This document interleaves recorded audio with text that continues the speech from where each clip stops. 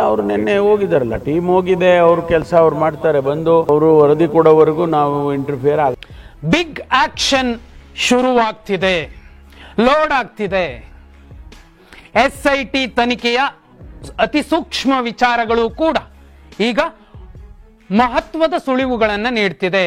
ನೋಡಿ, Belthangady police station ಮುಂದೆ police ವ್ಯಾನ್ಗಳು, van ಅನ್ನೋದಕ್ಕಿಂತಲೂ ಮಿಗಿಲಾಗಿ ಮಿನಿ ಬಸ್ಗಳು, ತುಕಡಿಗಳು ಬಂದು ಸೇರಿವೆ. ಯಾಕೆ ಅಷ್ಟೊಂದು ಪೊಲೀಸರು ಬೇಕಾದ್ರು? ಒಂದನೇ ವಿಚಾರ. ಎರಡನೇದು, ಇವತ್ತು ಅಂದ್ರೆ ಸೋಮವಾರ ಮುಖ್ಯಮಂತ್ರಿ ಅವರನ್ನ ಭೇಟಿ ಮಾಡಲಿಕ್ಕೆ DGIGP ಡಾಕ್ಟರ್ ಸಲೀಂ ಅವರು ಬೆಳಗ್ಗೆನೆ ಬಂದು ಕೂತಿದ್ರು. ಯಾವ ವಿಚಾರವನ್ನ ಹೇಳಿದ್ರು? ಎರಡನೇ ವಿಚಾರ. ಮೂರನೇದು, ವಿಡಿಯೋದ ಆರಂಭಕ್ಕೂ ಮುನ್ನ ಗೃಹ ಸಚಿವ ಡಾಕ್ಟರ್ ಜಿ ಪರಮೇಶ್ವರ್ ಅವರು ಹೇಳಿದ್ರು, ನಾವು ಮಧ್ಯ ಪ್ರವೇಶ ಮಾಡೋದಿಲ್ಲ, ಅವರು ವರದಿ ಕೊಡಬೇಕು, ಆನಂತರ ನಾವು ಮಾತಾಡ್ತೀವಿ ಅನ್ನುವಂತಹ ಮೂಲಕ ಒಂದು ಸಂದೇಶ ರವಾನಿಸಿದ್ರು. ನಾಲ್ಕನೇ ವಿಚಾರ, ಗಟ್ಟಿ ನಿರ್ಧಾರಕ್ಕೆ ಸರ್ಕಾರ ಬಂದಿದೆ. ಯಾಕೆ? ಮೊದಲಿಗೆ DGIGP ಡಾಕ್ಟರ್ ಸಲೀಂ ಅವರು ಬಂದು ಯಾಕೆ ಈ ವಿಚಾರವನ್ನ, ಅಂದ್ರೆ ಮುಖ್ಯಮಂತ್ರಿಗೆ ಗುಪ್ತಚರ ಇಲಾಖೆ ಮತ್ತು SITಯ ವರದಿ ಎರಡೂ ಕೂಡ ಸಬ್ಮಿಟ್ ಮಾಡಬೇಕಾಗುತ್ತೆ ಪ್ರತಿದಿನ. ನಿನ್ನೆ ಮೊನ್ನೆ ಅವರ ಬೇರೆ ಬೇರೆ ರಾಜಕೀಯ ಕಾರ್ಯಕ್ರಮಗಳ ಬ್ಯುಸಿಲಿದ್ದ ಸಂದರ್ಭದಲ್ಲಿ ಅವರನ್ನು ಭೇಟಿ ಮಾಡಿರಲಿಲ್ಲ. ಆದರೆ ಬೆಳಗ್ಗೆ ಸಲೀಂ ಅವರು ಭೇಟಿ ಮಾಡಿದ್ದಾರೆ. ನೋಡಿ, ಆರಂಭದಿಂದಲೂ ನಾನು ನಿಮ್ಗೆ ಹೇಳಿದ್ದೆ, ದೊಡ್ಡ ದೊಡ್ಡ ಹೆಸರುಗಳನ್ನ ಸಾಕ್ಷಿದಾರ ಏನು ಮುಸುಕುದಾರಿ ಭೀಮ ಹೇಳಿದ್ದಾನೆ ಅನ್ನುವ ಕಾರಣಕ್ಕೇನೆ SIT ಮುಖ್ಯಸ್ಥ ಪ್ರಣವ್ ಮೊಹಾಂತಿ ಅವರು ಭಾನುವಾರ ಏಕಾಏಕಿ ಕದ್ರಿಗೆ ಹೊರಡಿದ್ರು. ಆ ನಂತರದಲ್ಲಿ ಭಾನುವಾರ ಮುಗಿದು ಬೆಳಕು ಹರಿಯುವ ಮುಂಚೆನೆ DGIGP ಅವರು ಸಲೀಂ ಅವರು ಮುಖ್ಯಮಂತ್ರಿಗಳಿಗೆ ಅದೇ ವಿಚಾರವನ್ನ ಹೇಳಿದ್ರು. ದೊಡ್ಡ ದೊಡ್ಡ ಹೆಸರುಗಳ ವಿಚಾರ. ಮುಖ್ಯಮಂತ್ರಿ ಕಚೇರಿ ಕೂಡ ಥ್ರಿಲ್ ಆಗಿದೆ.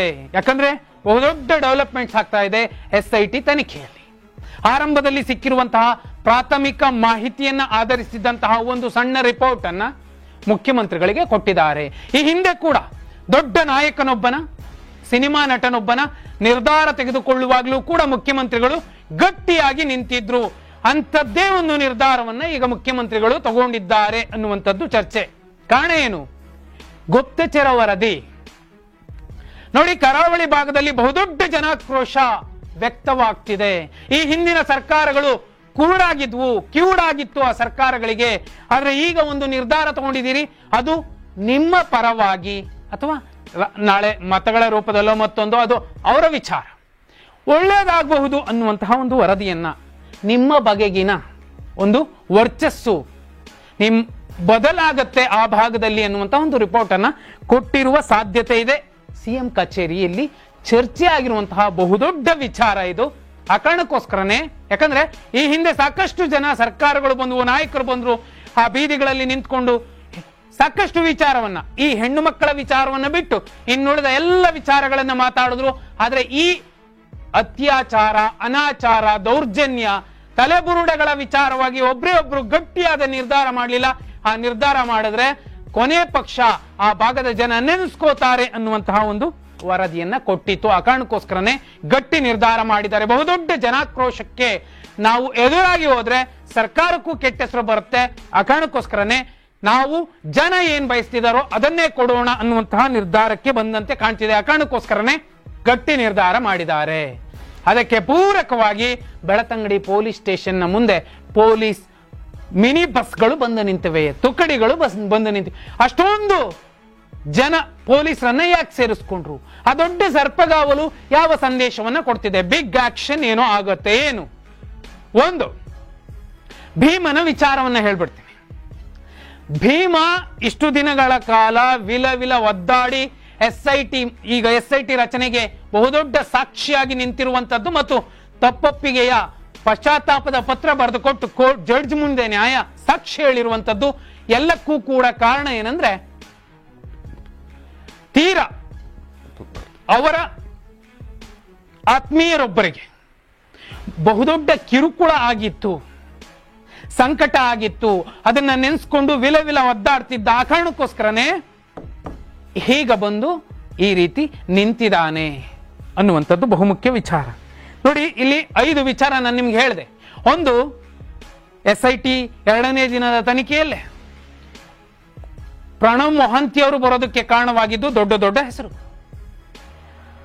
ಏಕಾಏಕಿ ಆ 3 ದಿನಗಳ ಒಟ್ಟಿಗೆ ರಿಪೋರ್ಟ್ ಅನ್ನ ಕೊಟ್ಟರು, ಒಂದೇ ಸಲ ಕೊಟ್ಟರು ಗೊತ್ತಿಲ್ಲ. DGIGP ಸಲೀಂ ಅವರು ಮುಖ್ಯಮಂತ್ರಿಗಳನ್ನ ಭೇಟಿ ಮಾಡಿ, ಬಹುಮುಖ್ಯ ನೀವು ನೋಡಿ, ಸಂಜೆ ಹೊತ್ತಿಗೆ ಗುಪ್ತಚರ ವರದಿಯ ಸಂಗತಿಗಳನ್ನು ಮತ್ತೊಂದು ಕೊಡುವಂತದ್ದು ಪರಿಪಾಠ. ಆದ್ರೆ ಬೆಳ್ಳಂಬೆಳಗ್ಗೆ ಯಾಕೆ ಬಂದ್ರು? ದೊಡ್ಡ ದೊಡ್ಡ ಹೆಸರುಗಳನ್ನ ಸಾಕ್ಷಿದಾರ ಹೇಳಿದ್ದ ಕಾರಣಕ್ಕೋಸ್ಕರ ತಂದು ಒಪ್ಪಿಸಿದ್ದಾರೆ. ಗಟ್ಟಿ ನಿರ್ಧಾರ ಆಗಿದೆ.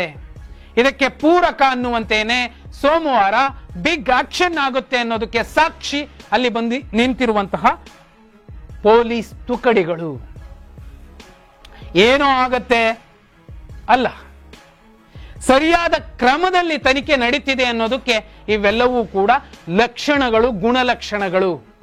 ತೀರಾ ಇವರು ಹೇಳಿದ್ದನ್ನೆಲ್ಲ ಕೇಳ್ಕೊಂಡಿದ್ದಂತಹ ವ್ಯಕ್ತಿಯನ್ನ, ಅವರ ಆಪ್ತರೊಬ್ಬರನ್ನ ಕಿರುಕುಳಕ್ಕೆ ಈಡು ಮಾಡಿದ್ರು ಅಥವಾ ಅವರನ್ನ ಕೆಣಕಿದ್ರು ಅನ್ನುವ ಕಾರಣಕ್ಕೇನೆ ಭೀಮ ತುಂಬಾ ಸಂಕಟ ಅನುಭವಿಸಿ ಬೇರೆ ರಾಜ್ಯಕ್ಕೆ ಹೋಗಿದ್ದ ಅನ್ನುವಂಥದ್ದು. ಆದ್ರೆ ಹಲವು ವರ್ಷಗಳೇ ಉರುಳಿದ್ರೂ ಕೂಡ ಆ ಪಾಪ ಪ್ರಜ್ಞೆ, ಆ ಸಂಕಟ, ಆಕ್ರೋಶ, ಆ ನೋವು ಆತನನ್ನ ಸುಮ್ಮನೆ ಇರೋಕೆ ಬಿಡ್ಲಿಲ್ಲ. ಆತ ಕ್ಲೀನ್ ಆಗಿ ಬರ್ದಿದ್ದಾನೆ. ಇನ್ನು ಇದನ್ನೆಲ್ಲ ನೋವನ್ನ ನುಂಗಿಕೊಳ್ಳುವಂತಹ, ಸಹಿಸಿಕೊಳ್ಳುವಂತಹ ಶಕ್ತಿ ನನ್ನಲ್ಲಿಲ್ಲ. ನಾನೀಗ ನಿಮ್ಮ ಮುಂದೆ ಹೇಳ್ತೀನಿ, ಆ ಹೆಣ್ಣು ಮಕ್ಕಳಿಗೆ ನ್ಯಾಯ ಸಿಗ್ಲಿ, ನಾನು ಮಾಡಿರಬಹುದಾದಂತಹ ತಪ್ಪಿಗೆ ನನಗೂ ಶಿಕ್ಷೆ ಆಗ್ಲಿ, ನನ್ನಿಂದ ಈ ತಪ್ಪುಗಳನ್ನ ಮಾಡಿಸಿದಂತವರಿಗೆ ಕಠಿಣ ಶಿಕ್ಷೆ ಆಗಬೇಕು ಅಂತ ನಿಂತಿದ್ದಾನೆ. SIT ತನಿಖೆ ಸರಿಯಾದ ಕ್ರಮದಲ್ಲೇ ನಡೀತಾ ಇದೆ. ಬಂದ್ರು ಅವರೇನೋ ಸಾಕ್ಷಿ ನಾಶ ಮಾಡ್ತಾರೆ, ಮತ್ತೊಂದು ಮಗದೊಂದು, ಅವೆಲ್ಲವೂ ಕೂಡ ಬೇರೆ ವಿಚಾರ. ಆದ್ರೆ ಒಂದು ಸಲ SIT ಟೀಮ್ ಅಖಾಡಕ್ಕೆ ಇಳಿತು ಅಂದ್ರೆ ಏನಾಗಬಹುದು ಅನ್ನೋದಕ್ಕೆ ಇವತ್ತಿನಿಂದ ಅಸಲಿ ಆಟ ಶುರುವಾಗತ್ತೆ. ತುಕಡಿಗಳು ಬಂದು ನಿಂತಿವೆ ಅಂದ್ರೆ ಏನರ್ಥ? ಸಾಕಿದ ಗಿಣಿಗಿಡುಗಗಳ ಲೆಕ್ಕಗಳನ್ನು ಕೂಡ ಈಗ ಚುಕ್ತಾ ಮಾಡ್ತಾರೆ. ಅಷ್ಟೇ ಅಲ್ಲ, ಯಾರೆಲ್ಲ ತನಿಖೆಗೆ ಅಡ್ಡಿಪಡಿಸಬಹುದಾದಂತಹ ಕಿಡಿ ಕ್ರಿಮಿಗಳಿರ್ತಾರೋ ಅಂತವರಿಗೆ ಇನ್ನು ಮುಂದೆ ನಡುಕ ಶುರುವಾಗತ್ತೆ. ನೋಡಿ, ಸಂಜೆ ಹೊತ್ತು ಬರ್ತಿದ್ರು. ಆರಂಭದಲ್ಲಿ ನೀವು ಫೈಲ್ ತಗೊಂಡಾಗ ನೋಡ್ಬೇಕು, ರಾತ್ರಿ ಬಂದು ಫೈಲ್ ತಗೊಂಡ್ರು ಬೆಳ್ತಂಗಡಿ ಪೊಲೀಸ್ ಸ್ಟೇಷನ್ ನಿಂದ. ಅಲ್ಲಿನ ಇನ್ಸ್ಪೆಕ್ಟರ್ ಸಮರ್ಥ ಅವರು ಕೊಟ್ರು ಜಿತೇಂದ್ರ ಅವರಿಗೆ. ಆ ನಂತರದಲ್ಲಿ ಏನಾಗ್ತಿದೆ, ಕದ್ರಿ IBಯಲ್ಲಿ ಭಾನುವಾರ ಪೂರ್ತಿ ಸುದೀರ್ಘ ಅವಧಿಗೆ ಭೀಮನ ಕೂರಿಸ್ಕೊಂಡು ಸಾಕಷ್ಟು ಪ್ರಶ್ನೆಗಳನ್ನ ಕೇಳಿದ್ರು. ಅವರಿಂದ ಮಾಹಿತಿಯನ್ನ ವಿಡಿಯೋ ರೆಕಾರ್ಡ್ ಮಾಡಿಕೊಳ್ಳುವ ಮೂಲಕ ದಾಖಲಿಸಿಕೊಂಡಿದ್ದಾರೆ. ಅದೆಲ್ಲವನ್ನೂ ಕೂಡ ಕೋರ್ಟ್ ಮುಂದೆ ಸಬ್ಮಿಟ್ ಮಾಡಿ ಭೀಮನನ್ನ ತಮ್ಮ ವಶಕ್ಕೆ ಪಡ್ಕೊಂಡು ಸ್ಥಳ ಮಹಜರ್ ಶುರುವಾಗುತ್ತೆ. ಬುರುಡೆಗಳನ್ನು ಹೊರಗೆತ್ತುವಂತಹ ಪ್ರಕ್ರಿಯೆ ನಡೆಯುತ್ತೆ. ಅದನ್ನ ವಿಧಿವಿಜ್ಞಾನ ಸಂಸ್ಥೆಗೆ ಕಳಿಸುವಂತಹ ಕೆಲಸ ಆಗತ್ತೆ. ಹೀಗೆ ಹಂತ ಹಂತವಾಗಿ ಕೆಲಸ ನಡೆಯುವ ಸಂದರ್ಭದಲ್ಲಿ, ತನಿಖೆ ನಡೆಯುವ ಸಂದರ್ಭದಲ್ಲಿ ಯಾರಾದರೂ ಅಲ್ಲಿ ಮಾಡಿರುವ ಅನಾಚಾರ, ದೌರ್ಜನ್ಯ, ಕೊಲೆಗಳಿಗೆ ಧರ್ಮವನ್ನ ಗುರಾಣಿಯಾಗಿ ಇಟ್ಕೊಂಡ್ಬಂದು ಪ್ರತಿಭಟನೆಯನ್ನೋ ಮತ್ತೊಂದನ್ನೋ ಮಾಡುವಂತಹ ಹೈಡ್ರಾಮ ಮುಂದಾದ್ರೆ ಅವರನ್ನ ಒದ್ದು ಒಳಗಾಗ್ತಾರೆ. ಯಾಕಂದ್ರೆ ಕಾನೂನು ದೊಡ್ಡದು. ಆ ಕಾನೂನಿನ ಮುಂದೆ ಎಲ್ಲರೂ ತೃಣಕ್ಕೆ ಸಮ.